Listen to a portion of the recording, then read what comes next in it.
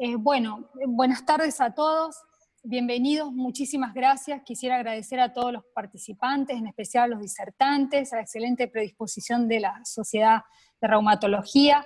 Estos ateneos son muy beneficiosos para todos, hablar el mismo idioma, tener un punto de cohesión entre los especialistas, generar un sendero de diagnóstico y de tratamiento que no solo tenga un fundamento científico, sino que además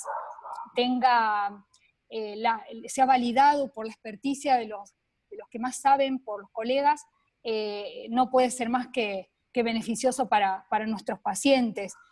Sería muy provechoso que este fuera el primero de muchos encuentros, así que la verdad que muy contenta con esto, y bueno, voy a dar el lugar y la bienvenida al doctor Graf, reumatólogo, que nos va a comentar a continuación de qué se trata el evento. Saludos a todos, buenas tardes.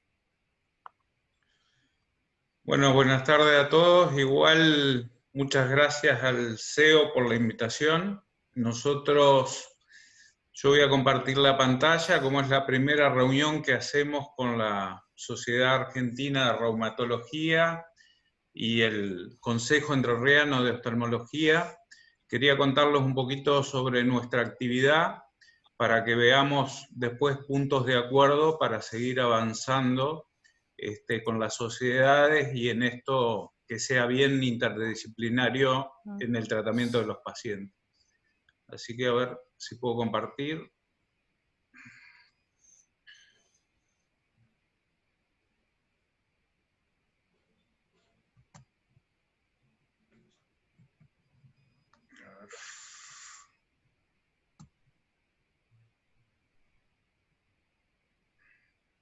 No estoy pudiendo compartir ahí, ¿no? ¿Me dejaron compartir ahí? Sí, ahora se ve la pantalla. Pero, a ver.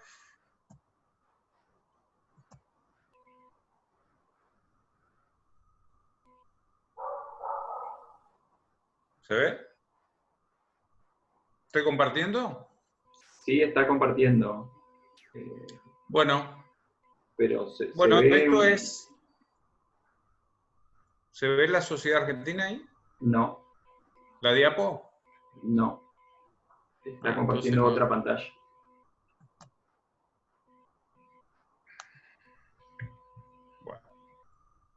Bueno, simplemente les comento para no perder tiempo.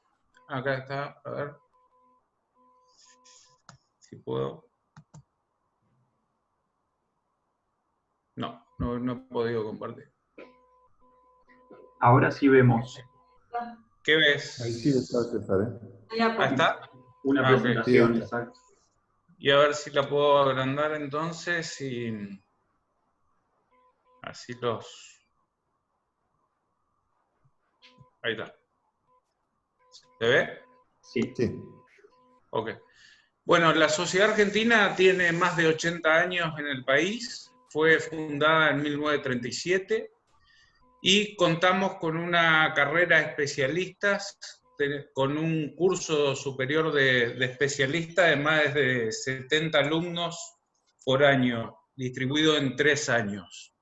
Tenemos un título universitario y ahora hemos adquirido el aval, aparte de la UBA, de la Universidad Nacional de La Plata. Contamos con una unidad de investigación que hace toda la metodología científica de los distintos registros que tenemos en la sociedad. Tenemos un registro de Sjögren, de antifosfolípidos, un registro de esclerodermia, de lupus, de biosimilares, de biobagazar, que son los biológicos, un registro compartido con la Sociedad de Neumonología, y ahora hemos presentado un registro de COVID. Hacemos guías clínicas, no solo para la SARS, sino para toda Latinoamérica. Tenemos guías de vacunas de este año, guías de vasculitis, estamos terminando las de SPA y las guías de osteoporosis inducida por corticoides. Y publicamos anualmente nuestra revista, que tiene 4 fascículos y 1 de guías. También tenemos un campo virtual donde se desarrolla toda la actividad educacional, tanto a distancia como presencial. En nuestra sociedad se brindan la carrera durante los 3 años y se le da el título a los médicos especialistas. También contamos con una página web de realización en la propia sociedad, con una app, y hacemos un congreso anual para los 1.400 reumatólogos que hay en el país. Y también hacemos un congreso anual de pacientes, y vamos por el 8º congreso. También desarrollamos becas en el exterior. Todo médico que va a presentar un trabajo al exterior, nosotros lo becamos. El año pasado dimos 40 becas a Estados Unidos. También tenemos becas de pasantías cortas en el exterior, que son 3 meses de un entrenamiento en el exterior para nuestros médicos. El año pasado fueron 8 chicos a formarse al exterior. Tenemos 10 becas internas dentro de la Argentina, en distintos centros del país. Hemos dado 10 becas a Estados Unidos para el Congreso de Parlar, pero este año no se va a realizar. Y hemos dado 50 becas para un curso online de lupus. Aparte de darle la plataforma, la biblioteca digital y una historia clínica digital a todos los médicos socios del ASAR. También a los pacientes tienen su propia página web y su app, y los pacientes organizan el congreso anual de reumatología para pacientes. También tenemos una academia de difusión y una academia de periodistas y una escuela de pacientes que está subvencionada por PANLAR, que es la Sociedad Latinoamericana de Reumatología. Hoy estamos haciendo la primera interacción con el Consejo Entrerriano de Oftalmología, y está Ignacio Gandino y Emanuel Bertiller, que me acompañan, y pertenecen ellos al grupo de uveitis de la Sociedad Argentina de Reumatología, y la idea es hacer un sendero conjunto de doble entrada de los pacientes, tanto por la parte reumatológica como oftalmológica, y ver cuál es el mejor, cómo podemos llegar mejor al diagnóstico y al tratamiento. Así que bueno, le agradezco al consejo y espero que sea productivo para todos. Un abrazo. Dejo de compartir acá. Emanuel o Ignacio, si querés compartir tu pantalla.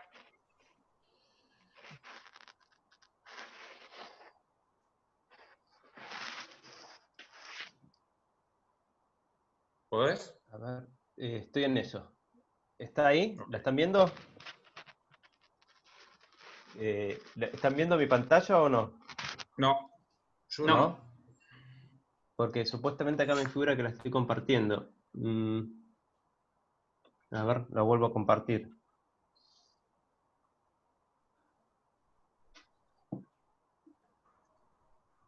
César, que deje de compartir y... Yo ya dejé de compartir, ¿eh? Acá me figura que la estoy compartiendo la pantalla. No sé qué están viendo ustedes. El fondo de pantalla anaranjado. Me parece que está tu pantalla todavía, César. Ahí. A ver si me deja cerrarla. Ahí arriba hay un botón negro que dice, un botón rojo. Ahí Bien. está. Yo ya dejé de compartir. Yo te estoy viendo vos, Ignacio. ¿Bien mi pantalla ahora? Ahora sí. Sí. Ahora sí. Bien, genial. Bueno, entonces, empezamos. Bueno, buenas tardes a todos. Obviamente, antes de comenzar, quería agradecerle al Consejo Entrerriano de Oftalmología y al doctor César Graf por la invitación y la introducción que nos hicieron. Emanuel y yo, digamos, estamos como decía César, en el grupo de uveitis, de la Sociedad Argentina de Reumatología, y también de PANLAR. PANLAR es lo que es reumatología, como decía César, a nivel de toda América. Y bueno, y la idea, yo les voy a hacer una pequeña introducción de cómo vemos nosotros este tema, con la intención obviamente de que después dar lugar a Selén, que nos va obviamente a exponer la mirada de ustedes, y de esa manera poder por ahí llegar a puntos en común para poder de alguna manera llegar a caminos conjuntos para cómo abordar estos pacientes. Entonces, para arrancar, antes de empezar a meterme de lleno en lo nuestro, quería, digamos, mostrarles dos conceptos que me parece que son esenciales para que entendamos por qué es importante nuestra relación y nuestra interacción. Primero, bueno, como ustedes saben, esto es, más que nada, son palabras de artículos de Rosenbaum. Como ustedes saben, es la persona que más ha escrito sobre este tema, entre la interacción del reumatólogo con el oftalmólogo. Y fíjense que básicamente ¿cuál es la necesidad que tiene el oftalmólogo de un reumatólogo? Y podemos ver que básicamente son dos situaciones en las cuales ustedes de alguna manera necesitan nuestro apoyo. Y básicamente es, como ustedes saben, definir el compromiso sistémico de una patología ocular, y por otro lado también es cuando tienen que indicar o controlar un tratamiento inmunosupresor. Saben que desde el punto de vista clínico nosotros, digamos, somos los que más experiencia y manejo tenemos en lo que son los inmunosupresores. Y por otro lado, digamos, la verdad que desde el punto de vista nuestro, los reumatólogos nos apoyamos mucho en ustedes para valorar obviamente el compromiso ocular, a lo cual nosotros somos totalmente ciegos, y sabemos que muchas enfermedades nuestras tienen compromiso ocular, e incluso en algunas situaciones, no solamente, digamos, la derivación, cuando el paciente tiene un compromiso manifiesto, sino que muchas veces en situaciones asintomáticas también es importante que tengamos esa interacción. Por eso es que esto hace que sí o sí dependa una especialidad una de la otra, ya que obviamente de alguna manera nosotros somos ciegos a lo que hacen ustedes, y ustedes también a lo que hacemos nosotros. Fíjense que antes de meterme lleno entendamos bien por qué surge esta interacción, y si nos ponemos a ver desde el punto de vista fisiopatológico, fíjense que estos son todos los colágenos que están en la articulación, el colágeno 2, el 5, el 6, el 9 y el 11, y vemos que estos colágenos también se encuentran en distintas estructuras del ojo, y si lo complejizamos aún más, fíjense que estos son los 27 colágenos que existen, y 25 de estos colágenos se encuentran en el ojo, con lo cual podemos ver que realmente el ojo, a pesar de ser un órgano pequeño, es muy, muy complejo y tiene antígenos de todos los órganos del cuerpo. Fíjense que estos colágenos se encuentran en el pulmón, en el sistema nervioso central, en los vasos sanguíneos, lo cual esto genera una interacción muy importante con nosotros, porque como ustedes saben, nuestras enfermedades, si bien la articulación es muy emblemática en cuanto a lo que vemos, sabemos que nuestras enfermedades, muchas de ellas, tienen impactos en múltiples órganos, con lo cual el ojo de alguna manera tiene una importancia muy, muy relevante, y es muy, muy complejo, con lo cual a partir de esta interacción de antígenos es lo que de alguna manera nos termina fusionando a nosotros, o genera esta interacción conjunta que realmente es necesaria. Entonces, terminado esto, entendamos bien, bueno, cuál es la mirada nuestra de estos pacientes. Y esto, bueno, esto lo saben mucho mejor que nosotros, pero bueno, a modo de introducción, para obviamente después de desmenuzar de lo que vamos a hablar, sabemos que la uveitis obviamente tiene una clasificación anatómica, ¿sí? Y en las anteriores son la inflamación del iris, la parte anterior del cuerpo ciliar, manifestándose fundamentalmente con el humor y inflamación en el humor acuoso. Las uveitis intermedias, que obviamente es la parte posterior del cuerpo ciliar, con obviamente manifestaciones a nivel de lo que es el humor vítreo. Después las posteriores, que es inflamación del componente posterior, fundamentalmente obviamente hablamos de la coroides retina, y obviamente cuando se compromete más de una estructura o una parte anatómica hablamos de panuveitis. Entendido esto, desde las uveitis anteriores, ¿cuáles son por ahí las relevantes para nosotros? Y sabemos obviamente que son las que están asociadas al HLA-B27 y todo el grupo de espondiloartritis. Después también, dentro de las anteriores, tendrían relevancia lo que es la artritis idiopática juvenil. Por supuesto que hay muchas otras, pero digamos, estas serían las que vemos con mayor frecuencia. Desde las intermedias, por ahí podemos destacar la sarcoidosis, y dentro de las posteriores, incluso formas de panuveitis, tenemos obviamente la enfermedad de BC. Entonces, quiero remarcar esto, ¿no? Digamos, a ver, por una cuestión de tiempo, vamos a hablar más que nada de las enfermedades que tienen mayor relevancia y frecuencias desde lo nuestro, que son la espondiloartritis, la enfermedad de Behçet, de las cuales yo les voy a hablar primero, y después Emanuel les va a hablar de artritis idiopática juvenil, pero obviamente no quiero dejar de mencionar esto, ¿sí? Que son enfermedades que también vemos nosotros, ¿sí? Obviamente que las formas idiopáticas muchas veces nos llegan a nosotros, como decíamos antes, para descartar en algunas situaciones compromiso sistémico o incluso sugerir o controlar un tratamiento inmunosupresor.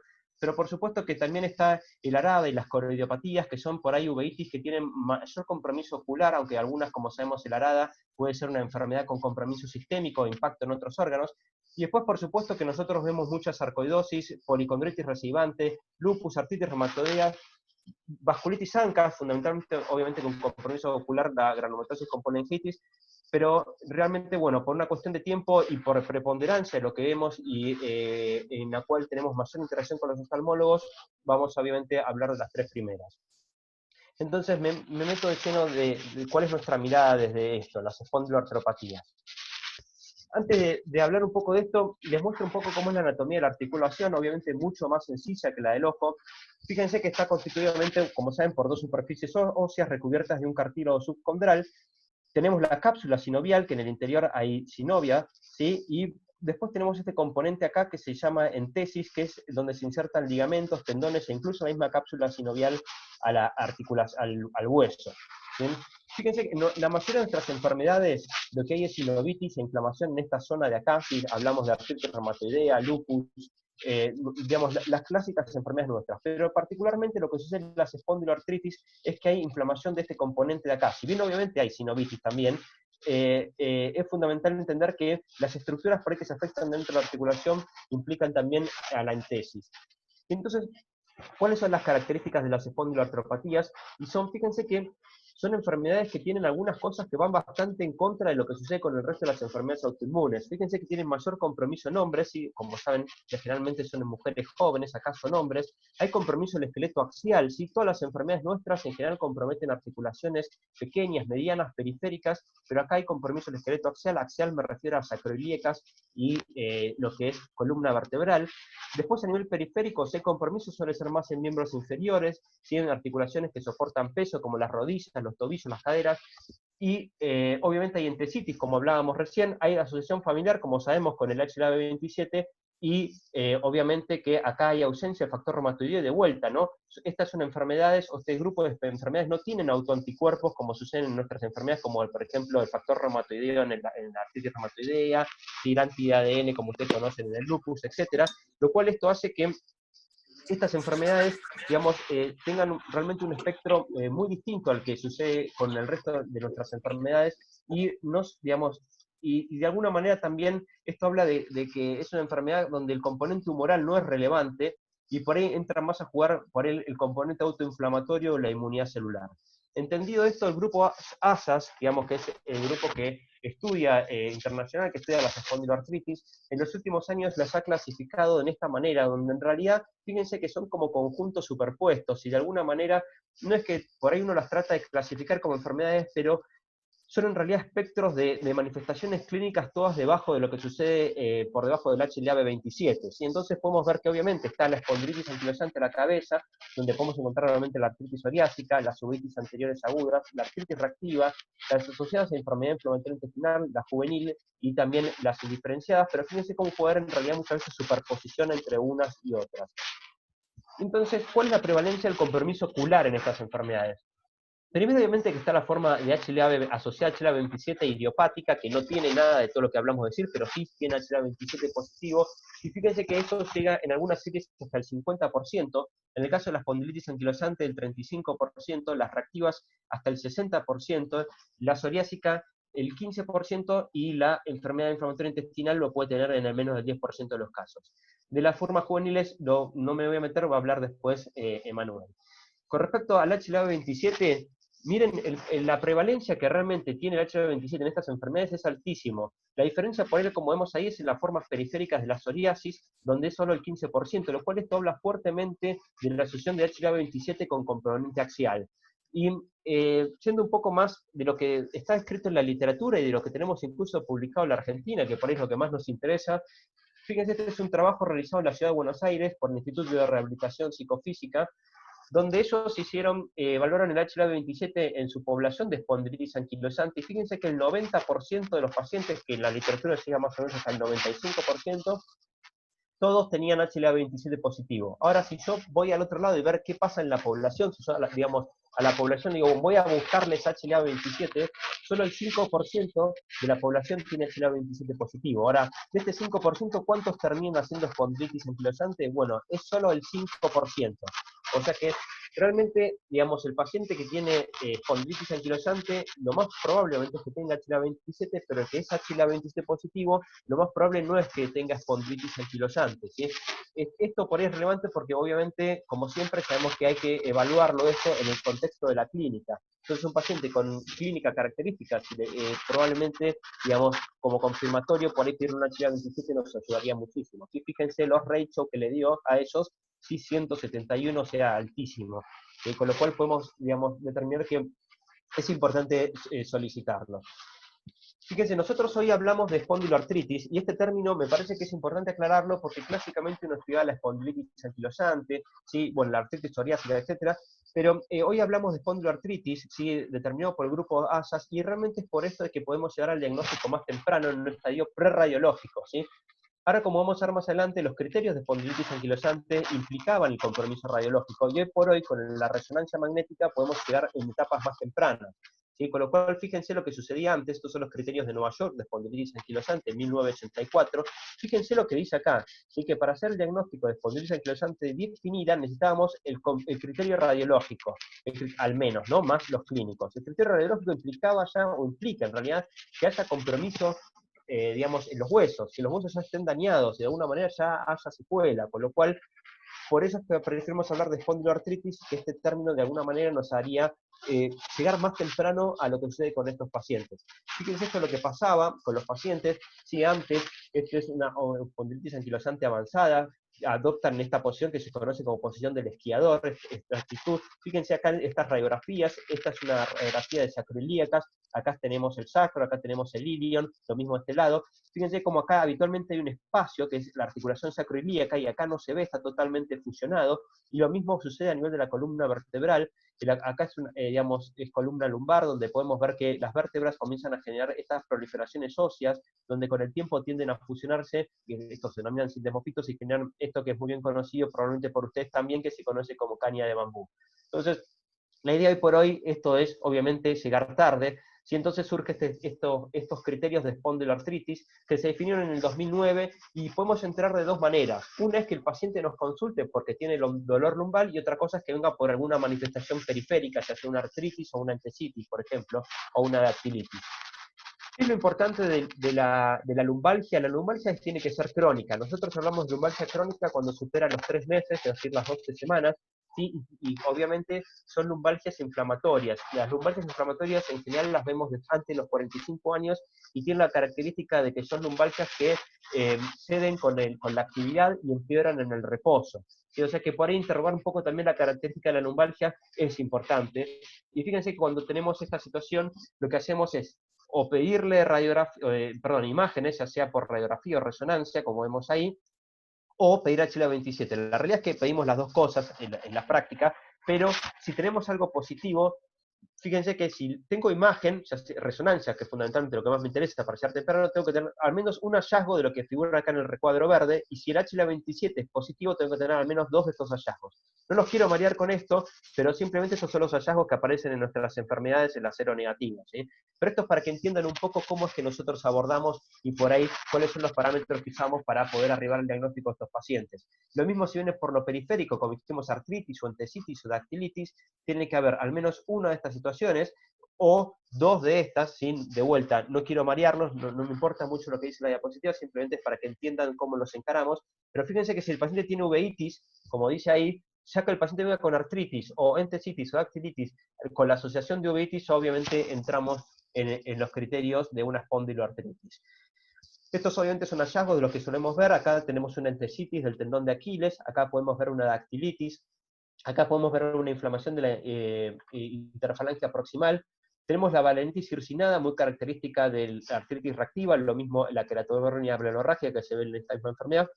Tenemos obviamente acá placas de psoriasis, ¿sí? Estas lesiones eritemato-descamativas, ¿sí? Que se ubican en superficies de extensión, y obviamente acá tenemos, bueno, una foto de una uveitis anterior. Esto obviamente, estos entienden más que yo de esto, pero bueno, acá ojo rojo, por ahí acá se puede ver algo de hipopion, pero bueno, son todos los órganos de impacto de estas enfermedades.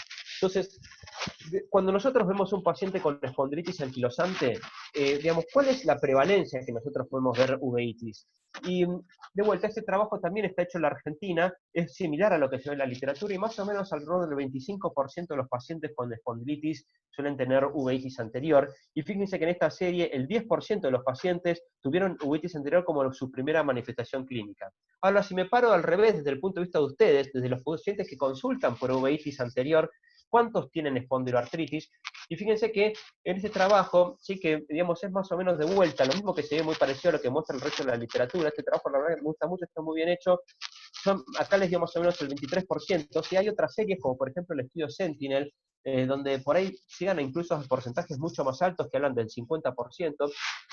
Eso, digamos, hay que tener mucho cuidado con eso. Cuando uno lee ese trabajo, por ejemplo, la población fue bastante seleccionada, ¿no? Digamos, traían pacientes que obviamente, o incluían pacientes que tenían uveitis anteriores recurrentes, por ahí predominantemente en el sexo masculino, lo cual obviamente que eso hace que el porcentaje se incremente. Por eso es que en algunas series por ahí lo pueden llegar a ver más alto, pero creo que si uno considerara así a grandes rasgos los pacientes que consultan, independientemente de cualquier característica de la uveitis anterior, más o menos deben dar en ese porcentaje de las espondiloartritis.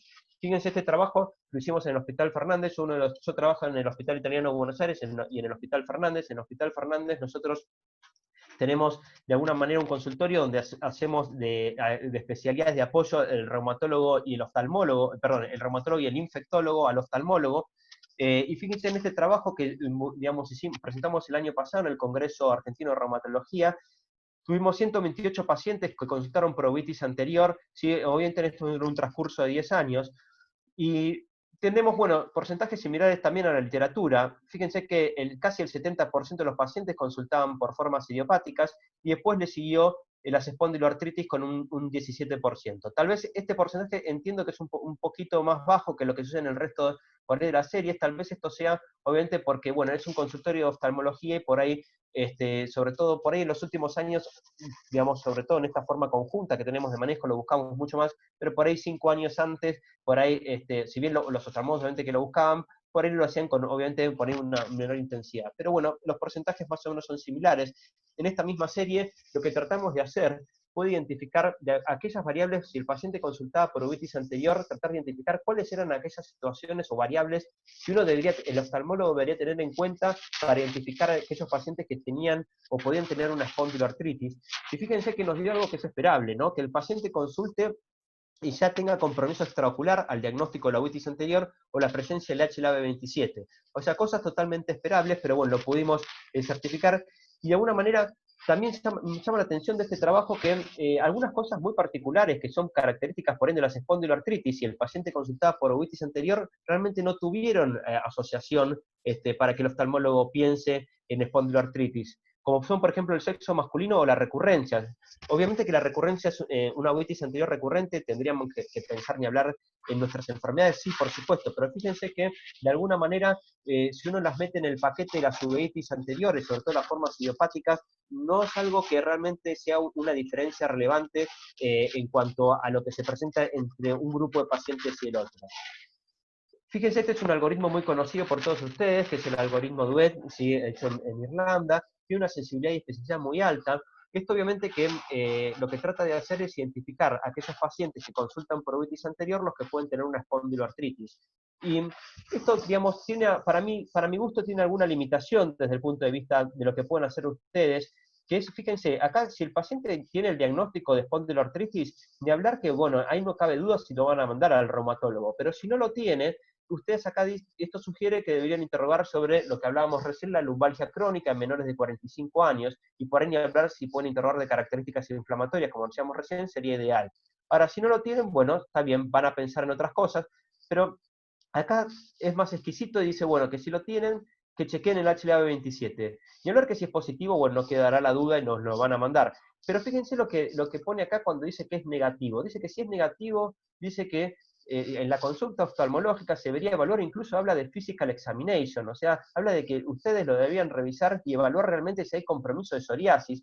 Y la realidad es que, a ver, esto está hecho en un consultorio conjunto en Irlanda del doctor Arom, es un traumatólogo que trabaja con oftalmólogos, donde por ahí se entiende un poco más, pero la realidad es que lo que sucede en la práctica habitual, el oftalmólogo, no, digamos, primero que digamos, realmente yo hasta donde entiendo, no tienen tanto entrenamiento en evaluar articulaciones, uñas y todo eso, porque, a ver, el compromiso cutáneo salta a la vista, pero el resto de las cosas realmente es más complejo, me parece, o realmente no es que es complejo, pero por ahí, obviamente, por el tipo de especialidad que tienen ustedes, no tienen entrenamiento en eso, lo cual es lógico, y por otro lado también está el tema del tiempo, 100 consultas de 15 a 20 minutos, y además de examinar todo lo que tienen que ver en el ojo, ponerse a ver todo lo que sucede desde nuestro punto de vista, me parece que es un poco, que escapa un poco a lo que ustedes realmente pueden hacer. Entonces, por ahí yo me quedaría conforme, digamos, con que si al menos cuando el paciente consulta con uveitis anterior, indaguen sobre digamos, la presencia de lumbalgia. En nuestro trabajo, obviamente, nos ha mostrado que también estaría bueno el interrogatorio acerca de otras manifestaciones extraoculares, más allá de lumbalgia, como puede ser la artritis, etcétera. Pero bueno, me parece que es importante que indaguen en esto. Entonces, para concluir un poco qué es lo que hacemos nosotros y ustedes, o qué es lo que podemos hacer, obviamente que después Ayelen nos va a complementar más desde el punto de vista oftalmológico. Fíjense, nosotros, si hacemos diagnóstico de espondiloartritis, solamente lo vamos a mandar al oftalmólogo si vemos que el paciente tiene algún tipo de compromiso ocular, ya sea porque el paciente lo manifiesta, porque diga, bueno, no sé, me molesta el ojo, o tengo disminución de la hueso visual, lo que fuere, o bien nosotros lo veamos, por ejemplo, el ojo rojo, lo que fuere, ahí no cabe dudas, nosotros mandamos al oftalmólogo. Desde el punto de vista de ustedes, esto obviamente después es lo que vamos a generar debate y donde nos va a ilustrar también Ayelen, pero me parece que es la misma situación, ¿no? No todas las uveitis anteriores van a terminar en el reumatólogo, y por ahí las uveitis anteriores que deberíamos derivar son aquellas que presentan inicialmente por lo menos lumbalgia crónica, que antes de los 45 años, esas deberían terminar en el reumatólogo. Bien, terminado esto, me meto en la enfermedad de Behçet y después lo dejo a mi compañero Emanuel. Fíjense, la clasificación de las vasculitis es obviamente por la clasificación de Chapel-Hill. Esta es la clasificación. Me voy a meter en estas que son las primarias, ¿sí? Donde se clasifican según el diámetro del vaso, en grandes, medianas y pequeñas, y obviamente vemos acá abajo las de vaso variable, donde encontramos una enfermedad de Behçet. Fíjense que el Behçet es muy versátil y puede comprometer vasos de cualquier calibre, ¿sí? Ya sea arteriolas, vénulas, capilares, ¿sí? O vasos de gran calibre, con lo cual obviamente que hay una predilección más por las venas, pero en general puede comprometer cualquier vaso de la economía. Sí, como sabemos, en pacientes jóvenes tiene una fuerte asociación con el HLA-B51, y les muestro este trabajo que también evidencia acá de la Argentina. Este trabajo está hecho en los dos hospitales donde trabajo yo, en el Fernández y en el Italiano, y lo que podemos ver es que en esta población, fíjense que casi el 40% de los pacientes con Behçet tenía HLA-B51, y comparado con los controles, obviamente dio unos ratios de casi 4 veces más, ¿sí? Y vemos que también los porcentajes es similar a lo que se ve en otras series, ¿sí? Donde tenemos el 100% de los pacientes tenía úlceras orales, y aproximadamente el 65% de los pacientes tenía compromiso ocular, que es más o menos lo que se ve por ahí en algunas series hasta el 60%, acá puede ser un poquito más, pero básicamente manejamos los porcentajes similares. Obviamente acá tenemos imágenes de lo que vemos con Behçet. Fíjense, las úlceras en el Behçet son dolorosas, recurrentes y no dejan cicatriz. Nosotros, para pensar en Behçet en general, digamos, nos interesa que el número de recurrencias generalmente sean 3 o más episodios por año. Después fíjense que también hay úlceras genitales que también son dolorosas, incluso dejan cicatriz. Fíjense como acá tenemos una imagen donde hay una úlcera activa y por otro lado tenemos una cicatriz de una úlcera vieja, esto sea más o menos hasta el 75% de los pacientes. Tenemos obviamente el hipopion, característico en el ojo blanco, por así decirlo, como dicen ustedes, para ver lo que es en el compromiso ocular. Tenemos lo que es el eritema nodoso, y obviamente el compromiso a nivel del sistema nervioso central muchas veces pueden dar lesiones similares a lo que se ve en la esclerosis múltiple. Miremos, acá estos son todos los criterios diagnósticos que se han elaborado de enfermedad de Behçet. Son múltiples, todos entran por el tema de las úlceras orales dolorosas y recurrentes con 3 o más episodios por año. Habitualmente estos eran los criterios por los cuales uno, bueno, sumaba cosas, pero entrando siempre por este tema. Fíjense los últimos criterios, ¿sí? Donde en realidad ya las úlceras dolorosas son parte de los mismos, les pone puntaje, pero no es que es lo que es estrictamente necesario para entrar en el algoritmo del diagnóstico del Behçet, con lo cual acá empieza a sumar puntaje por otras cosas, lo cual esto es bastante relevante y está bueno tenerlo en cuenta porque, bueno, como sabemos, un porcentaje muy bajo de BSETs, como es el 1, el 2%, que por ahí no puede llegar a presentarlas y podemos estar frente a un BSET, ¿sí? Incluso no me voy a desmenuzar esto porque Aselén probablemente se nos diga más en detalle, pero este es un trabajo que salió este año, donde lo interesante de esto es cómo a partir de distintas estructuras que se va comprometiendo en el ojo que van viendo ustedes, de alguna manera van sumando un porcentaje de probabilidad de que el paciente tenga un BSET. Y realmente esto me parece que es muy interesante porque muchas veces obviamente podemos ver BSETs, como decía recién, que no tienen úlceras orales, y de alguna manera sería una estrategia muy interesante para poder arribar a ese diagnóstico. Entonces, para concluir, una cosa antes, y lo dejo Manuel, digamos, ¿qué hacemos nosotros cuando vemos un BSET con respecto a ustedes? En realidad, digamos, no hay recomendaciones así que digan mucho, mandalos a los oftalmólogos, no los mandes, mandalos cuando hay síntomas, cuando no hay síntomas. La realidad es que nosotros cuando vemos un BSET lo mandamos al oftalmólogo, tenga síntomas o no.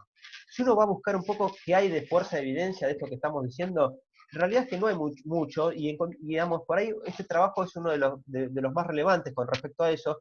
Fíjense que acá estos son, digamos, pacientes que todos tenían BSET, pero en esta curva de acá, digamos, en ambos grupos se ven inclusión BSETs asintomáticos, pero con respecto al ojo, ¿no?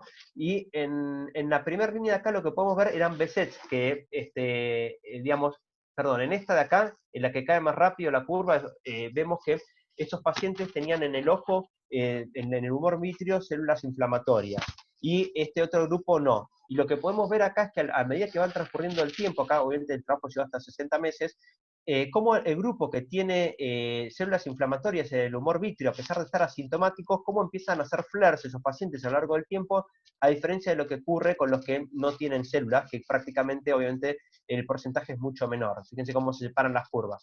Con lo cual, de esta manera, lo que puedo concluir es que si nosotros reumatólogos hacemos diagnóstico de enfermedad de BSET, dado esto, por más que el paciente esté asintomático, acá es muy distinto a lo que sucede con las espondiloartritis, donde solo lo mandábamos si había síntomas y algunas características. Acá, realmente el paciente que tiene BSET, nosotros a todos esos pacientes, por más que estén asintomáticos, tienen que tener control oftalmológico, y creo que desde el punto de vista de ustedes, pero esto obviamente lo vamos a hacer en interacción con ustedes, a ver qué es lo que podemos generar en cuanto a este camino de derivación. Creo que desde el punto de vista de ustedes, cuando hacen diagnóstico de BSET, también debería tener la derivación al reumatólogo, ¿sí? Más allá de valor, obviamente, compromiso sistémico, como obviamente es lo que tiene valor ustedes, como hablábamos antes también, para el control y el seguimiento del tratamiento inmunosupresor. Bueno, con esto lo dejo a Manuel que continúe con la presentación, y obviamente después más adelante, ni hablar que va a haber, me imagino, espacio para preguntas. Bueno, muchas gracias, Ignacio. Muchas gracias al Consejo en Terreno de Oftalmología por la invitación y a César por la presentación. Yo voy a tratar brevemente de hablar de algunas generalidades de la artritis idiopática juvenil, que si bien es una enfermedad en el campo de la pediatría, que no es un campo que habitualmente manejamos, consideramos con Ignacio que era importante, ya que es una de las patologías que más frecuentes se asocia con uveitis en pacientes pediátricos. Siguiente, por favor, Nachito.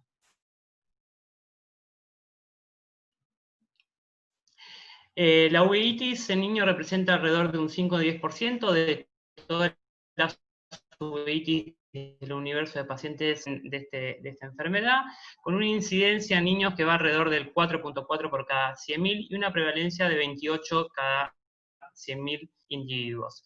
Si nosotros vemos todas las uveitis en la pediátrica, aproximadamente secundarias a la artritis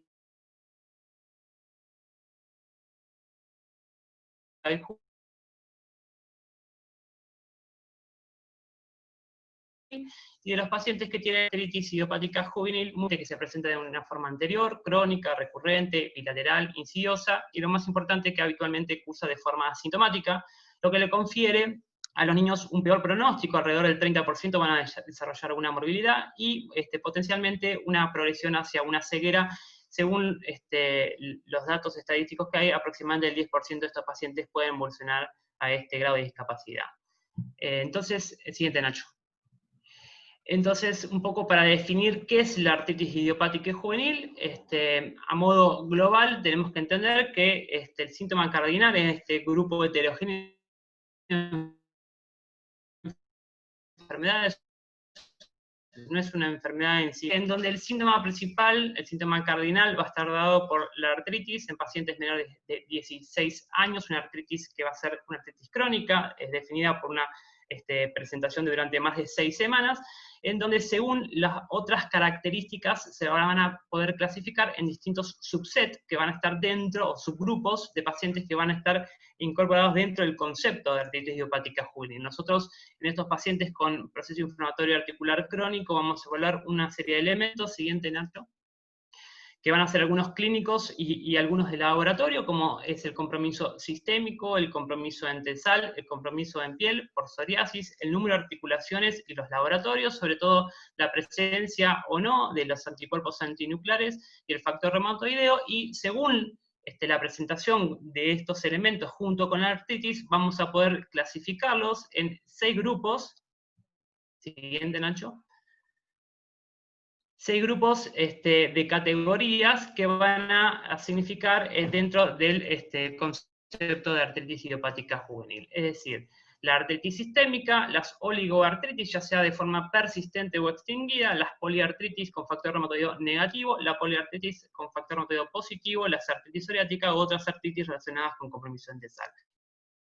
Esta clasificación fue realizada en el año 1995 y actualmente están en revisión y hay una nueva propuesta de clasificación que tiene como objetivo reducir este grupo clasificatorio para una mejor transición de los reumatólogos pediatras a los reumatólogos de adultos. Bien, ahora todos estos pacientes pueden tener compromiso de uveitis en su evolución a modo general, y el concepto sería que sí, que todos los pacientes, todos los subsets de pacientes con artritis idiopática juvenil podrían llegar en algún momento a desarrollar un proceso inflamatorio ocular, aunque si tenemos que prestarle menor atención a 2 de esos tipos de subsets, van a ser las formas de presentación sistémica, que son aquellos pacientes con poliadenopatía, fiebre, rash, patoespinomegalia, que habitualmente no nos llegan a consulta, sino que son pacientes pediátricos que terminan siendo internados porque lo primero que se trata de descartar son enfermedades linfoproliferativas o enfermedades oncológicas.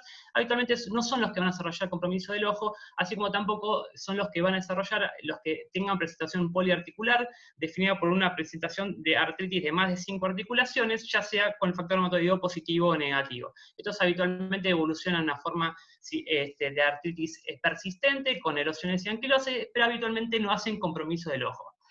¿Cuáles son los que van a hacer habitualmente compromiso de ojo? Los subsets de artritis idiopática juvenil que tienen una presentación de forma oligoarticular.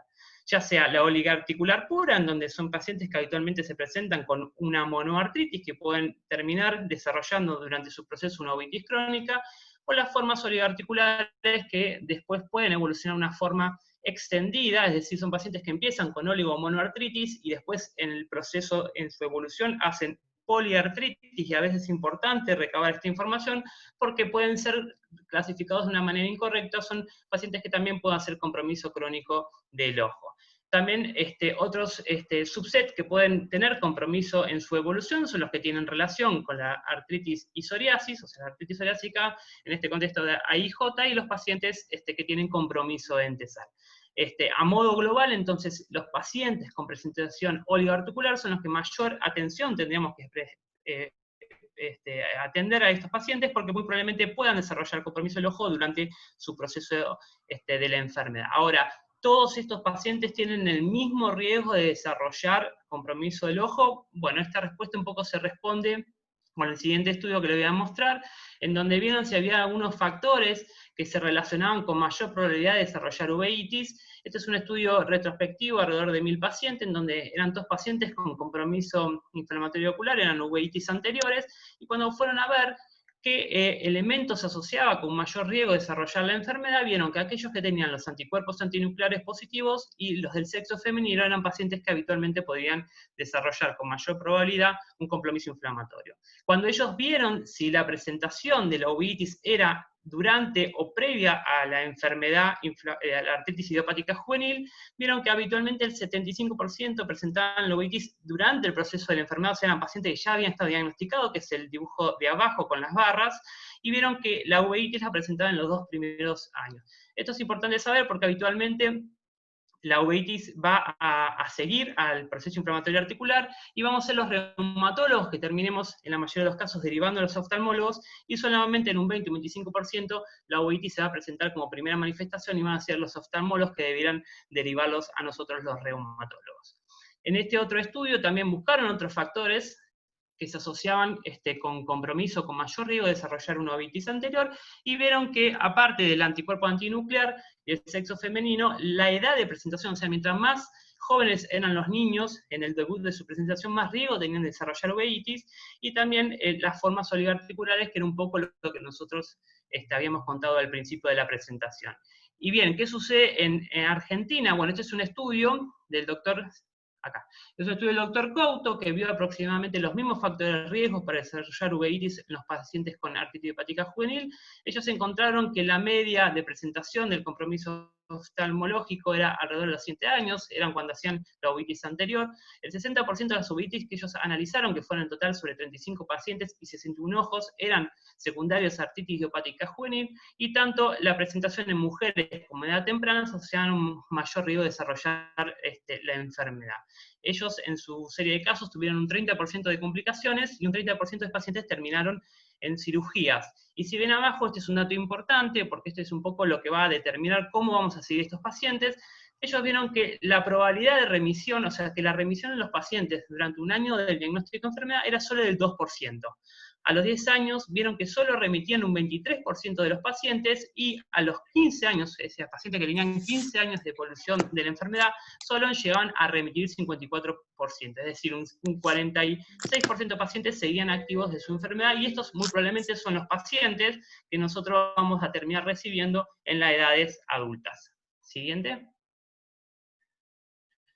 Entonces, como resumen y a modo para tener en cuenta cuáles son los elementos que nosotros tenemos que tener presentes para evaluar y ver la probabilidad de estos pacientes que vayan a presentar compromiso de ojos, son las presentaciones oligoarticulares, las presentaciones en pacientes jóvenes, mientras más pequeños, más riesgo de desarrollar uveitis, aquellos que tienen la positividad para los factores antinuclear, los pacientes femeninos y los que tienen poco tiempo de evolución de enfermedad. Aquellos pacientes que se presentan de forma poliarticular, con negatividad del factor antinuclear, que tienen uso de IMAR o tienen mayor tiempo de evolución de enfermedad, muy probablemente tengan un menor riesgo de tener compromiso oftalmológico. En base a esto, a estas manifestaciones clínicas de laboratorio, a la edad de presentación y al tiempo de evolución de la enfermedad, recomendaciones acerca de cada cuánto se deben hacer las consultas oftalmológicas en los pacientes que están estables, que es alrededor de entre 3, 6 y 12 meses, según reúna estos criterios o no. Siguiente. Siguiente. Y lo más importante, y esto es la anterior, Nacho. Y esto es un poco esta es la diapositiva, creo que quizás es más importante, y el concepto que nos tenemos que llevar es los pacientes que tienen diagnóstico de artritis idiopática juvenil. ¿Cuándo debemos nosotros como reumatólogos derivarlos? Bueno, las recomendaciones están dentro del primer mes de diagnóstico, y una vez que el oftalmólogo recibe ese paciente, ¿qué debe hacer si ese paciente tiene una forma de uveitis activa, una uveitis anterior activa? Bueno, esto un poco la recomendación es que el tratamiento tiene que ser un tratamiento intenso, destinado a generar una mejoría alrededor del 30% del compromiso medido mediante la escala de grados según la presentación de células de la cámara anterior, y se estima que una mejoría del 30% es cuando el paciente puede pasar alrededor de, o sea, un cambio de 2 grados, o bien llegar a una escala de 0,5, o sea, una forma prácticamente inactiva de proceso inflamatorio ocular, o bien un grado inactivo con una escala de 0, según la presencia de células en la cámara anterior. Esta evaluación debería hacerse semanal o quincenal, según cómo se presentó el paciente, pero lo que es más importante es que si este paciente en un mes no llega a cumplir los objetivos de mejoría del 30%, rápidamente habría que pasar a una segunda línea de tratamiento. O sea, el tratamiento es un tratamiento agresivo, destinado hacia un objetivo específico, y si eventualmente no responde en el primer mes de tratamiento con una primera línea, debe pasarse ya rápidamente a una segunda línea de tratamiento. En esta opción se lo puede mantener durante 3 meses, y si no se encuentra que el paciente ha mejorado en las evaluaciones subsiguientes, rápidamente tendríamos que pensar una tercera línea de tratamiento, en donde estamos hablando ya de una terapia biológica sistémica. Es decir, un paciente que es diagnosticado de artritis idiopática juvenil, al mes debe ser remitido al oftalmólogo, y si en 4 meses no logra remisión de su uveitis, tendrá que entrar en un tratamiento agresivo con medicación biológica. Siguiente. Y a modo de conclusión, un poco lo que aprendimos de esta revisión es que alrededor del 10 al 30% de los pacientes con artritis idiopática juvenil van a desarrollar uveitis durante el proceso de su enfermedad. Esta enfermedad, este compromiso oftalmológico habitualmente ocurre entre los 3 primeros años de su vida, el 75% van a desarrollarla posterior a las manifestaciones articulares, 1/3 van a tener mala evolución, y alrededor de un 10% va a tener pérdida visual, por lo cual hay que tener un tratamiento de manera intensiva debido a su forma de presentación, que es insidiosa, crónica y sobre todo asintomática. Debemos tener una búsqueda activa del compromiso oftalmológico en los pacientes que tienen esta entidad, sobre todo en aquellos que tienen factores de riesgo como edades tempranas, presentación oligoarticular, positividad para el factor antinuclear, son mujeres y tienen una eritrocimentación elevada. Por lo tanto, consideramos que todas las uveitis en edad pediátrica deberían ser evaluadas por reumatología, ya que tanto la IJ como el C son las enfermedades que más frecuentemente generen este tipo de proceso inflamatorio, y todas las IJ deberían ser evaluadas por oftalmología, sobre todo durante el primer mes de diagnóstico. Siguiente. Bien, entonces, bueno, para concluir de lo que dijimos, las entidades reumáticas más frecuentes que causan uveitis son las espondiloartritis, la IJ y el BSET. Es de suma importancia tanto para el oftalmólogo, así como el reumatólogo, que puedan inferir el compromiso ocular y ayudar al paciente en forma oportuna. Sí, evaluar el compromiso ocular en IJ y en BSET siempre, como decíamos con Emanuel, incluso en pacientes que se encuentran asintomáticos para el ojo, y es esencial obviamente la interacción entre ambas especialidades para alcanzar un abordaje exitoso de estos pacientes. Y bueno, concluimos. Sí, bueno, esta es una foto de las jornadas que armamos el año pasado en el Hospital Fernández, con la gente de la SAR y con la gente de oftalmología. Bueno, muchas gracias, y bueno, le dejo la palabra a Shelem. Esperen que les comparto la pantalla. Bueno, muchas gracias a ustedes, la verdad que muy claros con el manejo de estas enfermedades que por ahí, como bien decías vos, Ignacio, a veces nosotros desde el punto de vista oftalmológico somos bastante ciegos con el manejo reumatológico, y ustedes a veces se topan con pacientes que tienen compromiso oftalmológico, y es como necesario que sepamos manejarlos en conjunto, en forma interdisciplinaria. Sí, mira, te hago justo que mencionaste un pequeño comentario. Nosotros los reumatólogos, viste, tenemos muchas clínicas en conjunto, ya sea con los neumonólogos, con la gente de dermatología, etc.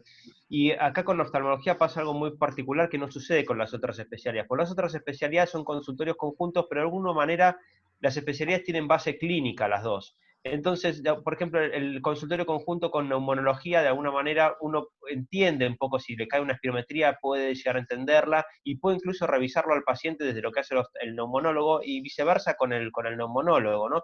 Pero acá pasa algo muy particular, que realmente ambas especialidades se necesitan sí o sí mutuamente la otra, son ciegos y tienen que tener muchísima confianza uno en el otro, porque realmente así como nosotros no podemos ver el ojo, no sabemos, ¿sí? Ustedes lo mismo, no tienen, digamos, la formación de ustedes obviamente que es más quirúrgica, y obviamente que está muy focalizada en un órgano, donde por ahí entonces eso hace que, me parece que la interacción entre estas dos especialidades es un punto muy diferente a lo que ocurre en otras situaciones. Por eso es que es esencial el manejo conjunto acá. Sí, por supuesto. Bueno, yo voy a hablar un poquito, un pantallazo general de lo que son las uveitis no infecciosas, de algunas que ya hablaron Ignacio y Emanuel, más que nada desde un punto de vista oftalmológico. Como ya mencionó Ignacio un poquito lo que es la clasificación de las uveitis cuando nos llega un paciente al consultorio oftalmológico con una inflamación intraocular, la verdad es que formas de clasificarlos hay muchas. Personalmente prefiero clasificarlos por la localización anatómica, como mencionó Ignacio anteriormente, porque nos permite una orientación más rápida, más práctica sobre la presentación, dependiendo del sector del globo ocular que esté afectando y por la frecuencia de las mismas patologías. En cuanto a una clasificación anatómica, podemos decir, como ya mencionamos, que las uveitis anteriores representan el 90% de todas las uveitis que vemos en el consultorio oftalmológico, seguido por las uveitis posteriores, choroiditis, retinitis o una combinación de ambas, seguida a su vez por las uveitis intermedias, que no son tan frecuentes, y por supuesto la afectación de todo el globo ocular, que es la panuveitis, que a su vez generalmente comparte patologías asociadas con lo que es la afectación de la parte posterior e intermedia de las uveitis. A su vez, otra clasificación importante a tener en cuenta es si el paciente que presenta una uveitis es una uveitis aislada, solo con compromiso ocular, o si ya sabemos que tiene alguna manifestación sistémica asociada por un diagnóstico previo o porque el paciente se lo refiere en un interrogatorio. Las confinadas al globo ocular generalmente son las uveitis idiopáticas, es decir, las que generalmente no le encontramos la causa pese a que las estudiamos, que en la actualidad se está viendo que no son tan así, cada vez hay menos uveitis idiopáticas y hay cada vez más patologías sindrómicas como lo que es la idiociclitis de Puch o las crisis leucomatociclíticas, que hoy se sabe que no son tan idiopáticas y en realidad están desencadenadas por virus. Y en el caso, por ejemplo, de la coriorretinopatía de Virchow, que es una patología puramente ocular, que no tiene ninguna manifestación sistémica. En cuanto a enfermedades sistémicas asociadas a uveitis, como ya mencionamos... Perdón, Aye, no... Sí. Está trabada la pantalla de inicio, no se oyó... ¿No? A ver... Maximizarla, me parece que es eso. Está maximizada. A ver. Porque estamos viendo tus diapos del... Ahí no se ve más nada. A ver. Ahí que ven. Ahí va. Ahora sí. Y a ver, si paso... A ver. Pasa que no lo puedo pasar.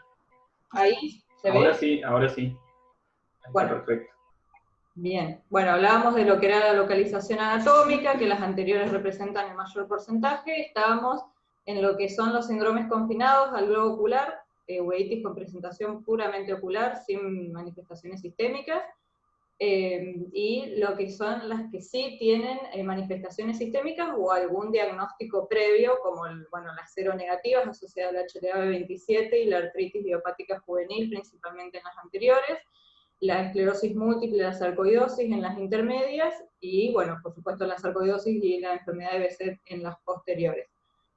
Siendo un poquito más minuciosos en cuanto a la clasificación, también tenemos que tener en cuenta el grado de inflamación que presenta el paciente, tanto en el momento del diagnóstico de la uveitis en consultorio oftalmológico, como durante el tratamiento que le implementemos. Como sabemos siempre, en las uveitis o en las inflamaciones intraoculares el tratamiento es escalonado. Generalmente empezamos con una terapia de corticoides tópicas que puede seguir con algo local y después sistémico, y eso depende también del modo de presentación, de la agresividad que tenga la uveitis en ese momento, y a su vez la actividad que tenga en base al tratamiento que nosotros le demos.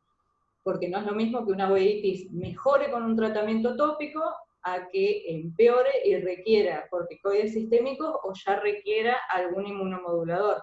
Es por eso que también muchas veces tenemos que derivar el paciente a la especialidad reumatológica cuando nos vemos en esta instancia de que por ahí la mayoría de los oftalmólogos no se animan a dar inmunomoduladores o antimetabolitos para tratar este tipo de inflamaciones intraoculares. Comenzando un poquito con lo que son las uveitis anteriores, como habíamos mencionado, se divide en tres grandes grupos, representan el 90% de las uveitis que vemos en consultorio.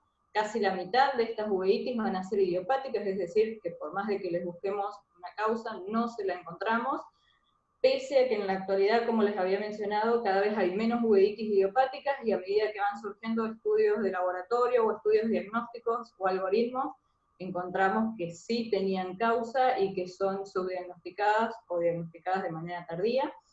El grupo que nos interesa a nosotros ahora son las inmunomediadas, que representan la mitad de estas uveitis anteriores, principalmente las asociadas al HLA-B27 positivo, y las artritis idiopáticas juveniles. Y en un porcentaje mucho menor nos encontramos con las entidades infecciosas, que representan menos del 10% en estos casos. En cuanto a lo que son las uveitis asociadas, las seronegativas, como había mencionado Ignacio, generalmente se presentan en hombres de mediana edad, son uveitis anteriores, agudas, que generalmente son alternantes, son unilaterales, pero tienden a afectar los dos ojos, uno con actividad y el otro de forma inactiva, son recurrentes, que eso es la alternancia y la recurrencia, son características fundamentales de las HLA-B27, bueno, son uveitis no granulomatosas y están asociadas al HLA-B27, que es la causa principal de hipopión en cámara anterior. Ahora bien, sabemos la manifestación oftalmológica típica de las uveitis anteriores asociadas a enfermedades seronegativas, pero a su vez las patologías asociadas al HLA-B27 en el 40% de los casos son subdiagnosticadas en estos episodios de uveitis.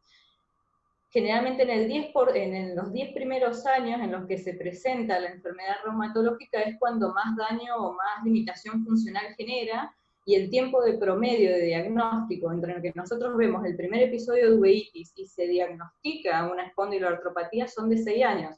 O sea que ya perdimos 6 años de diagnóstico y de tratamiento de una espondiloartropatía. En el estudio DUEC, que es el que me habías mencionado vos, Ignacio, propone los criterios diagnósticos a través del algoritmo, que como bien vos decías, presenta sus limitaciones a nuestro punto de vista, porque si el paciente tiene las características típicas de una uveitis anterior asociada a HLA-B27, tenemos que ponernos quisquillosos en el tema de si el paciente presenta lumbalgia o si presenta algún tipo de dolor articular inflamatorio por más de 3 meses, en hombres de menos de 45 años, y desde ahí pedir el HLA-B27, y ahí llegar a un diagnóstico en caso de que ese laboratorio nos dé positivo, porque hay ocasiones en que sí está asociado a una enfermedad seronegativa y el laboratorio aún así da negativo. Es por eso que nos planteamos también qué pasa con esos pacientes, porque en un 40% de los casos el HLA-B27 da negativo, y como bien vos decías, generalmente es una patología, a diferencia de las otras reumatológicas, que afecta todo lo que es las articulaciones axiales, y hay hasta casi un 20% de los pacientes que presentan afectación periférica.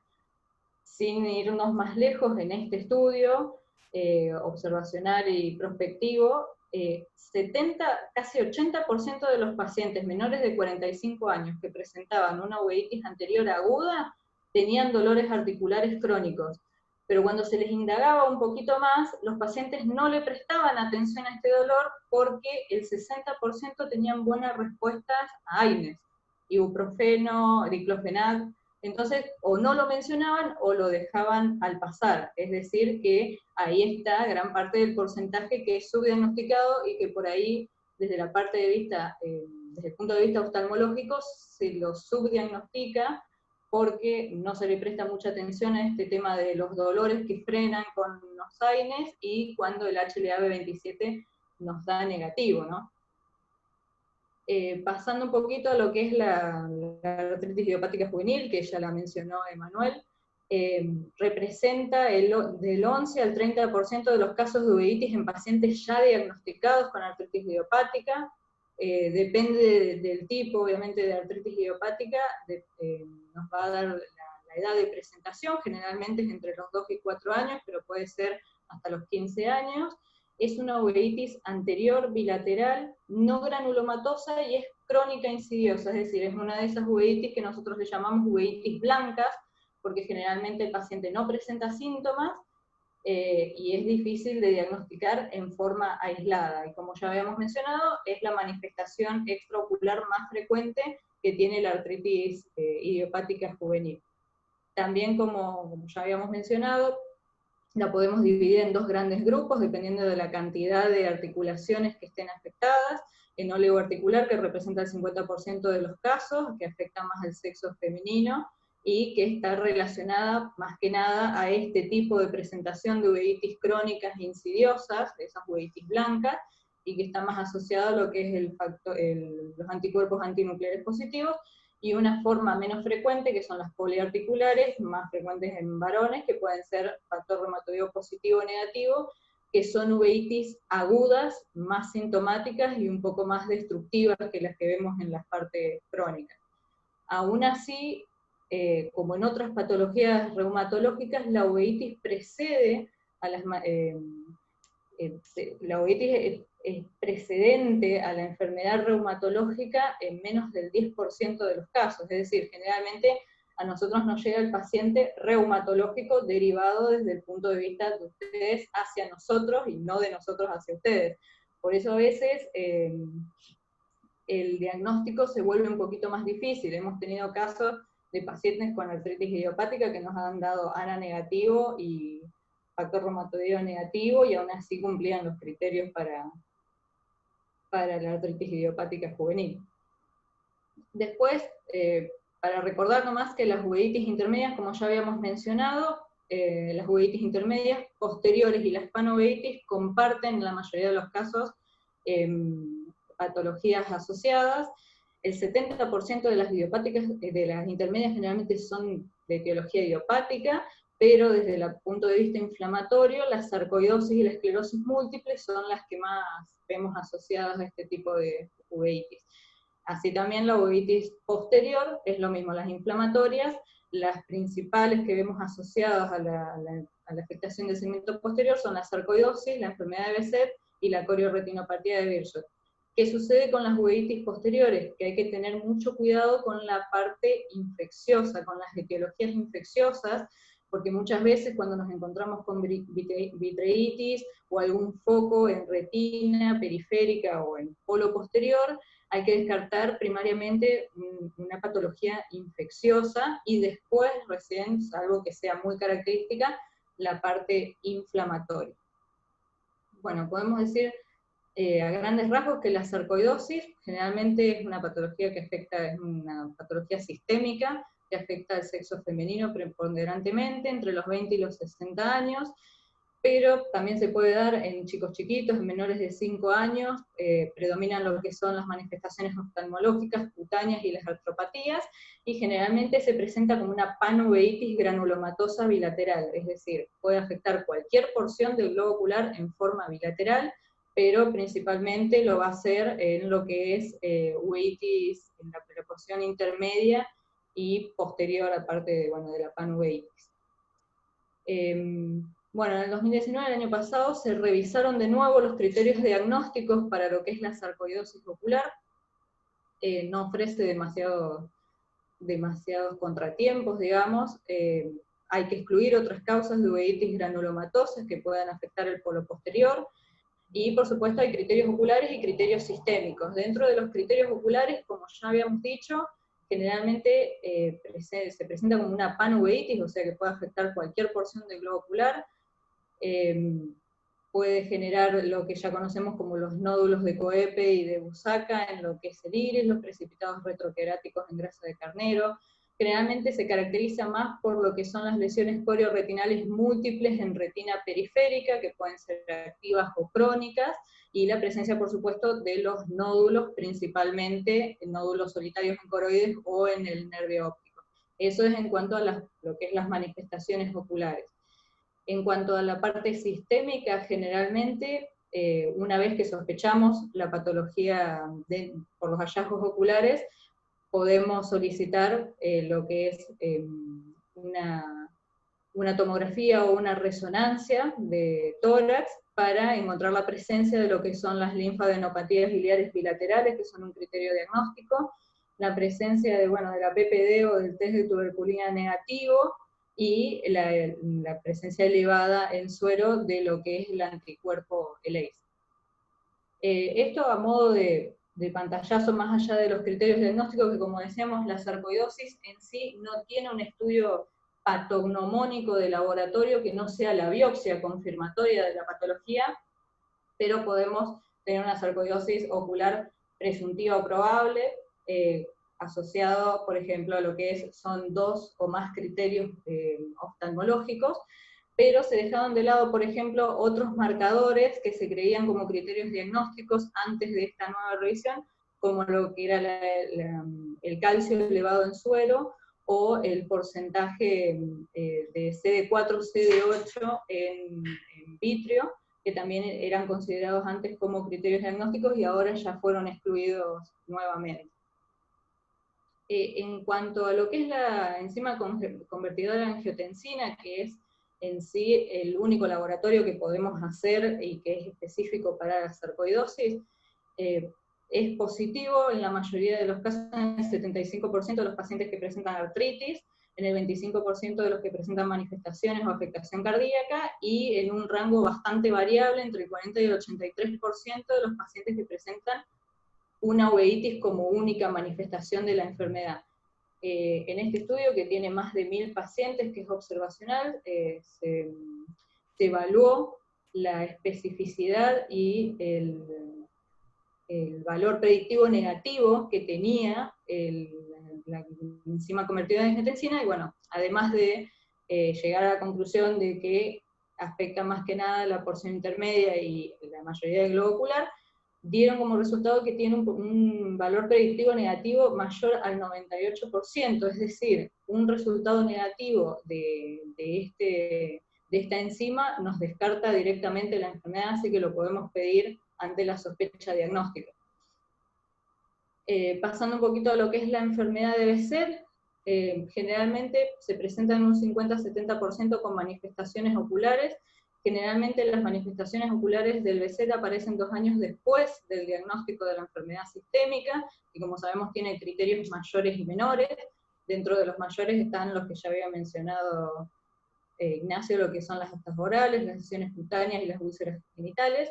A nivel oftalmológico también, al igual que la sarcoidosis y al igual que la corioretinopatía de Virchow, se pueden presentar como una panuveitis o una vasculitis, en este caso es necrotizante. Generalmente la mayoría de las enfermedades reumatológicas que afectan el polo posterior son bilaterales, no granulomatosas, salvo la sarcoidosis, y suelen ser recurrentes, suelen ser episodios explosivos que duran entre 3 y 4 semanas y remiten con o sin tratamiento. Bueno, el algoritmo ya lo habíamos visto un poquito. Como decíamos, dependiendo de los hallazgos que encontremos al fondo de ojos, podemos decir que nos acerca o nos aleja más de porcentaje hacia el diagnóstico de esta enfermedad, porque a diferencia de la sarcoidosis y del Virchow, no tiene un laboratorio específico, no tiene algún rasgo característico patognomónico que la caracterice, así que podemos decir que la presencia de vitreitis y la ausencia de coroiditis son fundamentales, pero más allá de eso, como ya habíamos mencionado, que son vasculitis periféricas, que generalmente se presentan como periferitis oclusivas, es decir, que hay vasos fantasmas en la parte periférica del globo, de la parte posterior del globo ocular, que no son exclusivas del Behçet, sino también se pueden encontrar en el Virchow y en la sarcoidosis, pero este tipo de manifestaciones no solo las encontramos en el fondo de ojo cuando nosotros dilatamos el paciente y lo vemos, que a veces se vuelve un poco difícil, sobre todo por la vitreitis,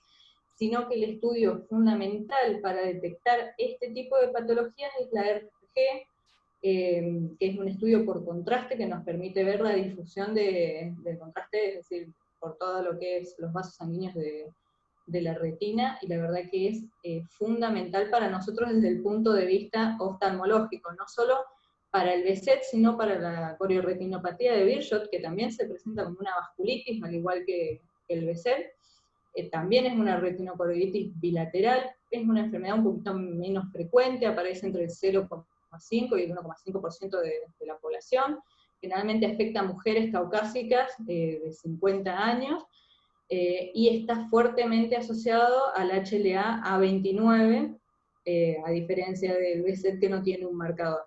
Como decíamos, también tiene criterios diagnósticos, que pueden ser la asociación con la vitreitis, la vasculitis periférica, que también en esta patología es fundamental la presencia del estudio de contraste de la RG para distinguir algunas lesiones que en el fondo de ojo todavía no se llegan a ver, y la parte vascular de la retina ya está afectada, por lo que se convierte en un estudio fundamental a la hora de diagnosticar esta patología en específico, que es puramente ocular. Bueno, eso es básicamente un pantallazo de lo que es las uveitis no infecciosas, dependiendo de la localización anatómica, ¿no? No sé si quieren abrir los micrófonos, si quieren preguntar algo.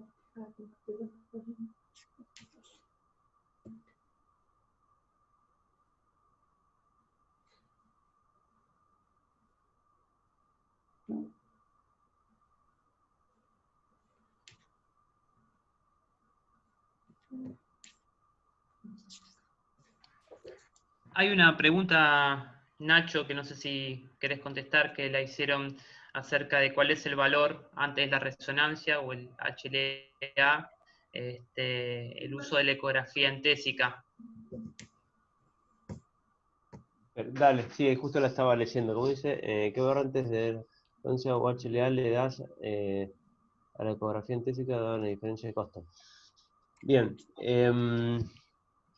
está bien. La realidad es así. A ver, hoy por hoy hay estudios que están hablando que la evaluación de la articulación...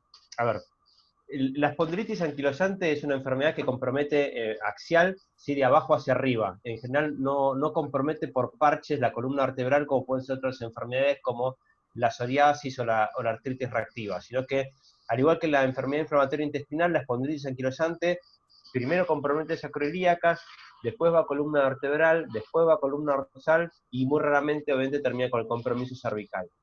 ¿Qué es lo que quiero decir con esto? Que lo primero que uno quiere, si uno quiere hacer un diagnóstico temprano de una espondilitis anquilosante o una espondiloartritis, debería primero evaluar la articulación sacroilíaca, porque uno supondría que al ser lo primero que se afecta es donde más temprano podría encontrar hallazgos. ¿Qué pasa con la ecografía en la articulación sacroiliaca? Hay estudios que muestran, hay un índice de resistencias que se evaluó, hablo de ecografía con Power Doppler, que donde si uno podría por ahí usar la ecografía en la articulación sacroiliaca, podría encontrar algunos hallazgos que son compatibles, son estas resistencias con lo que es sacroileitis.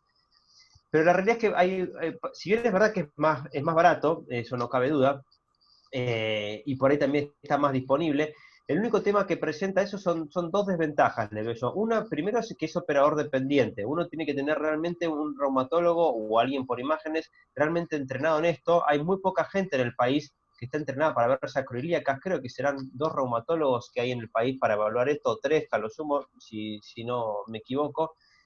Con lo cual, eso por un lado. Y por otro lado, si bien por ejemplo, hay un estudio hecho en el hospital italiano sobre la capacidad de valorar la sacroileitis con ecografía comparado con la resonancia, donde obviamente que dio una sensibilidad y una especificidad altas.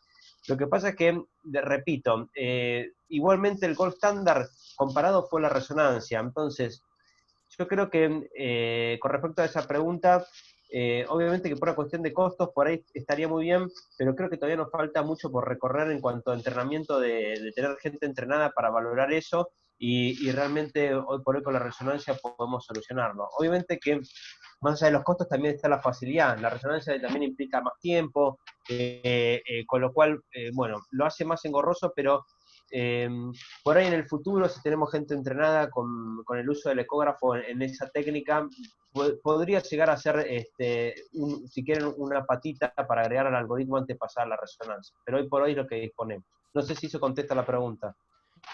Sí, yo agregando un poco lo que dice Nacho, creo que hoy por hoy la posición que ocupa la ecografía es como un complemento, quizás no como un elemento para reemplazar a la resonancia, que a veces en determinadas ocasiones lo usamos para sumar ese punto clínico que nos falta, que es, por ejemplo, el compromiso de TESAL, que a veces en la clínica no lo encontramos, y por ejemplo en algunas patologías como la artritis psoriásica, a veces la manifestación que vemos por la ecografía con Doppler nos da algunos elementos que hacen de bastante caracterización a esas enfermedades. Por ejemplo, si nosotros vemos un proceso inflamatorio prebursal en el Aquiles, muy probablemente eso sea asociado a una enfermedad psoriásica. Y hay algunos elementos o unos datos ecográficos que ayudan quizás para afiliar determinadas entidades, pero creo que el lugar que ocupa hoy es no como un reemplazo de una resonancia, sino para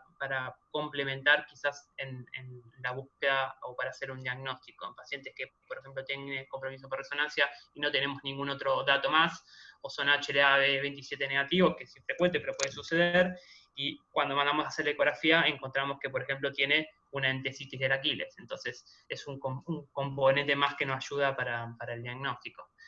Pero por lo pronto creo que todavía no cumplió un lugar de diagnóstico ni reemplazo de resonancia. No, sí, digamos, por ahí hay algo que aclaro, porque, digamos, en el caso de compromiso periférico, como dice Manuel, ahí ni hablar que nosotros los reumatólogos usamos mucho más la ecografía y además tenemos sí ya más gente entrenada en eso. Por ahí me metí un poco a hablar de sacroiliacas, donde la cosa todavía sigue siendo resonancia magnética la indicación, sin lugar a dudas, pero como decía Manuel, por ahí cuando uno tiene un Aquiles o cualquier otra estructura periférica, una articulación periférica, si sea en la mano o donde fuere, creo que ahí la ecografía es donde tiene, me parece, un rol preponderante.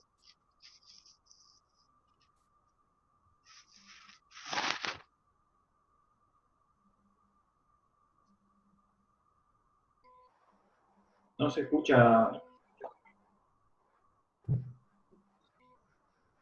Sí, estoy leyendo las preguntas que tenemos. No sé si, a ver qué dice después, derivación.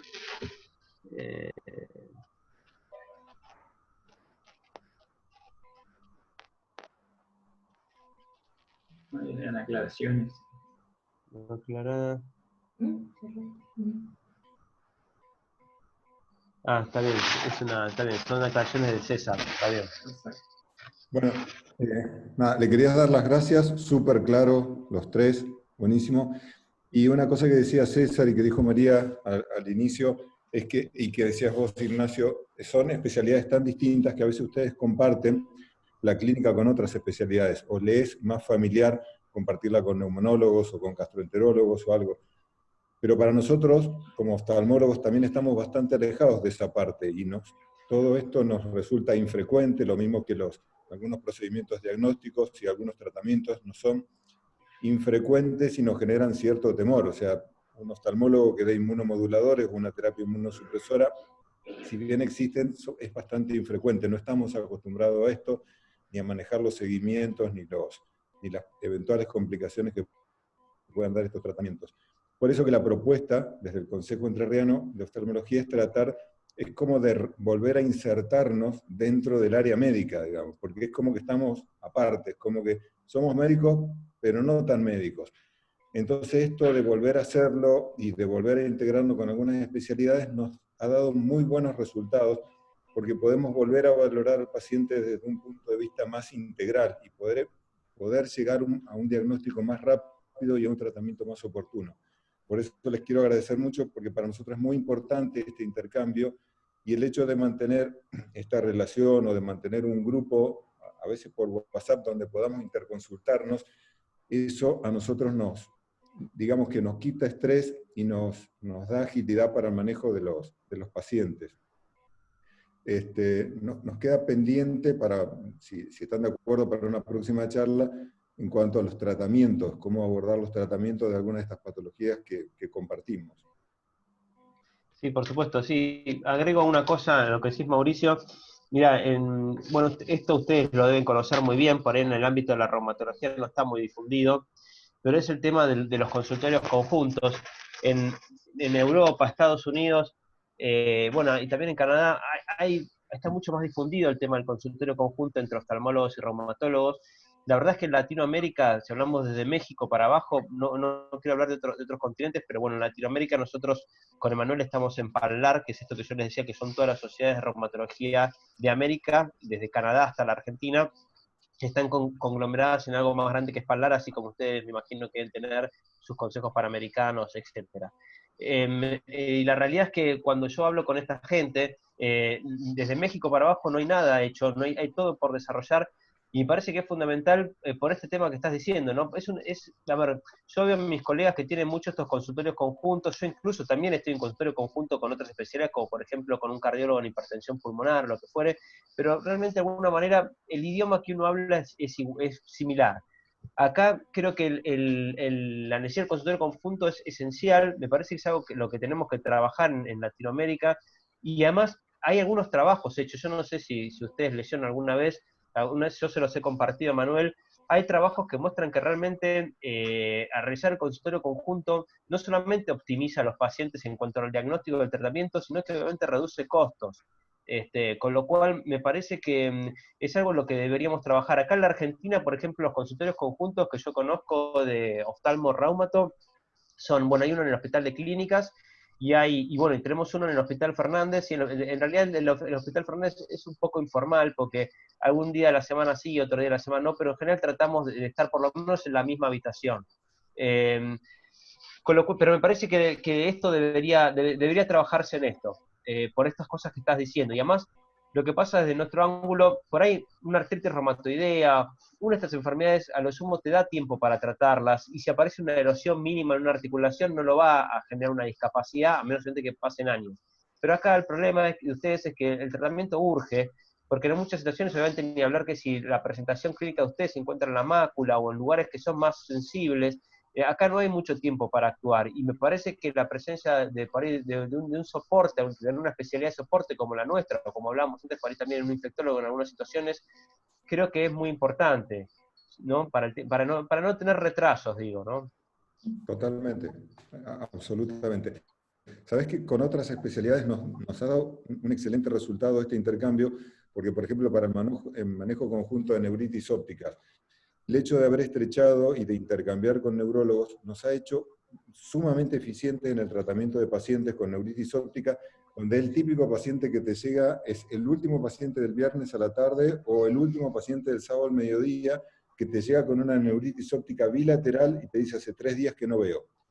Y el hecho de haber estrechado vínculos con el neurólogo ha hecho que iniciemos un tratamiento un domingo, por ejemplo. Cosa que en otros casos no hubiera pasado, que a veces dilatás el tratamiento, le hacías sacar un turno con el neurólogo, y con el reumatólogo y con otras especialidades también no suele pasar esto. Por esto es tan importante este vínculo y es como volver a reinsertarnos, porque a nosotros nos cuesta, como te decía antes, esto de la metodología diagnóstica y tratamiento desde el punto de vista reumatológico. Como hacía usted, nosotros le podemos colaborar desde un punto de vista que también no es tan frecuente para ustedes. Yo antes de hacer oftalmología hice algo de clínica, y me acuerdo que me mandaban a hacer un fondo de ojos, y siempre ponía lo mismo, ¿viste? Era papila de bordes netos y todo, y la verdad que creo que una sola vez pude verle la papila de 100. Y es que no es tu campo, y eso no te hace efectivo, no te hace eficiente. Por eso este intercambio es buenísimo, es lo que vos decís. Hoy esta posibilidad de esto de la pandemia nos ha dejado como bueno esta posibilidad de intercambio por esta vía, que es, a lo mejor no podemos tener un consultorio conjunto físico, pero sí podemos tener esta metodología de intercambio que es excelente, es muy buena. Así que nada, una vez más, agradecerle por la excelente charla, por la excelente predisposición, y quedamos pronto para la próxima. Encantado cuando gusten. Sí. Bueno, muchísimas gracias. Gracias. Muchas gracias a todos. Adiós. Muchas gracias.